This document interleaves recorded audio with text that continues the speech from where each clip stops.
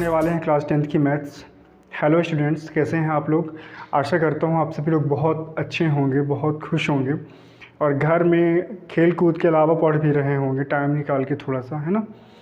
तो आज हम क्लास 10th की मैथ्स पढ़ने वाले हैं जिसमें हम बहुपद पढ़ेंगे और कुछ टॉपिक मैंने लिए हैं वो पढ़ने वाले हैं। जैसे बहुपद क्या है, बहुपद की घात, रैखिक बहुपद और द्विघाती बहुपद, इसके बारे में हम पढ़ने वाले हैं।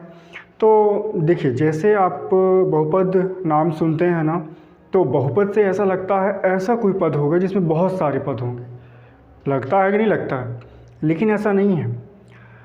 देखिए, मेरे पास कुछ पद हैं, जैसे 5 है, 2 है, x है, 5x है। क्या आप कह सकते हैं कि ये बहुपद है? क्योंकि यहाँ पे तो केवल एक ही पद है ना, एक ही पद है, तो ये कैसे बहुपद हुआ? लेकिन ये क्या है, सभी बहुपद हैं। क्यों? क्योंकि हम इनको x की घात के रूप में लिख सकते हैं, इसलिए ये सभी क्या हैं, बहुपद हैं। ठीक है, तो इसका मतलब ये हुआ कि जिन पदों को x की घात के रूप में लिखा जा सकता है वो पद क्या कहलाते हैं, बहुपद कहलाते हैं। जिन पदों को x की घात के रूप में लिखा जा सकता है उनको हम बहुपद कहते हैं। तो समझ में आ गया आपको ना कि बहुपद क्या है। चलिए, गुड। अब हम देखते हैं बहुपद की घात। ठीक है, देखिए जैसे कोई भी पद लिखा होता है, जैसे ये लिखा हुआ है, तो ये जो पद होता है इसको बोलते हैं क्या, आधार। ये कहलाता है आधार।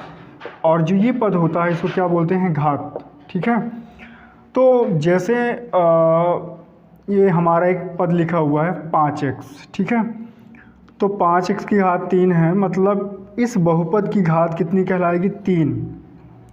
जैसे 2x है, यहाँ पे x की घात है कुछ 1 है, जब कोई घात ना हो मतलब 1, तो इस बहुपद की घात कहलाएगी, इसकी घात कहलाएगी 1। ठीक है, अब इसकी घात जैसे 2 ही लिखा है, तो 2 को हम क्या लिख सकते हैं, 2x की घात 0, क्योंकि x की घात 0 का मान कितना होता है, 1।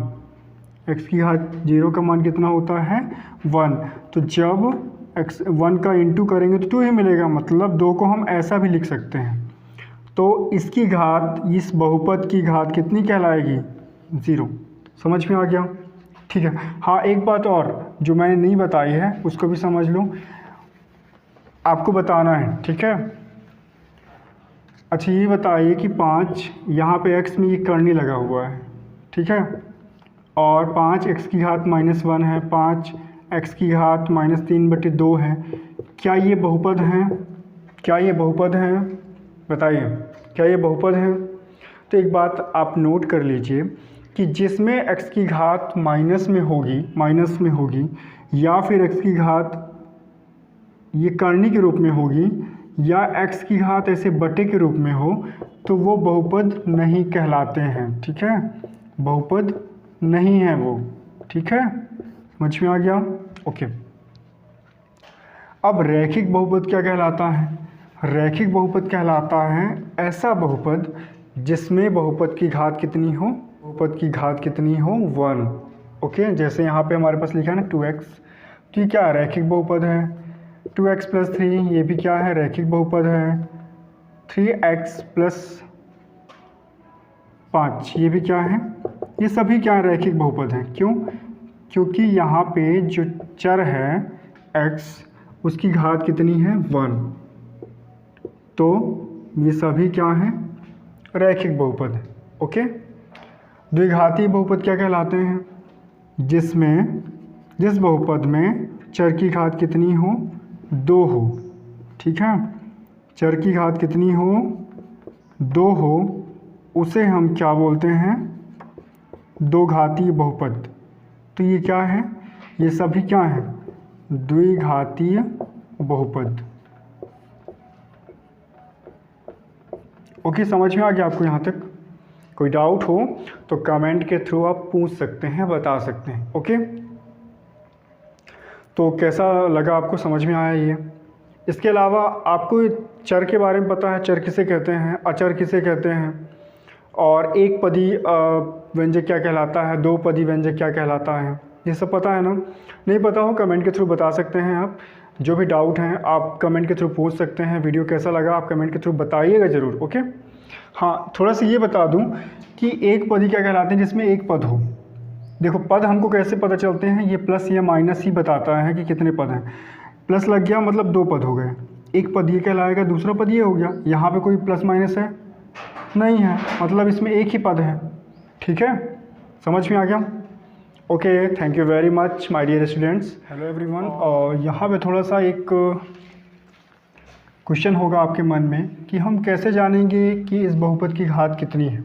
ओके, जैसे आपके पास एक बहुपद लिखा हुआ है, बहुपद ऐसा भी हो सकता है और ऐसा भी हो सकता है 5x की घात 3 + 2x की घात 4 + 3x + 5, और बहुपद ऐसा भी हो सकता है 3x² + 5। तो आपको कैसे पता चलेगा कि इस बहुपद की घात कितनी है? तो आपको क्या करना है, यहाँ पे जो चर है, जैसे चर x है ना, तो उसकी मैक्सिमम घात देखनी है। जैसे यहाँ पे अधिकतम घात चर की कितनी है 2, तो इस बहुपद की घात कहलाएगी 2। कितनी कहलाएगी? 2। यहाँ पे जो चर है उसकी अधिकतम घात कितनी है 4, इसलिए इस बहुपद की घात कितनी होगी 4। यहाँ पे जो चर है उसकी घात कितनी है अधिकतम 2, तो इसकी घात कितनी हो जाएगी बहुपद की 2। तो इस तरह से आप पता लगा सकेगा। ओके, क्वेश्चन को लगाते रहिएगा और टाइम एंजॉय करिएगा। Okay, thank you very much.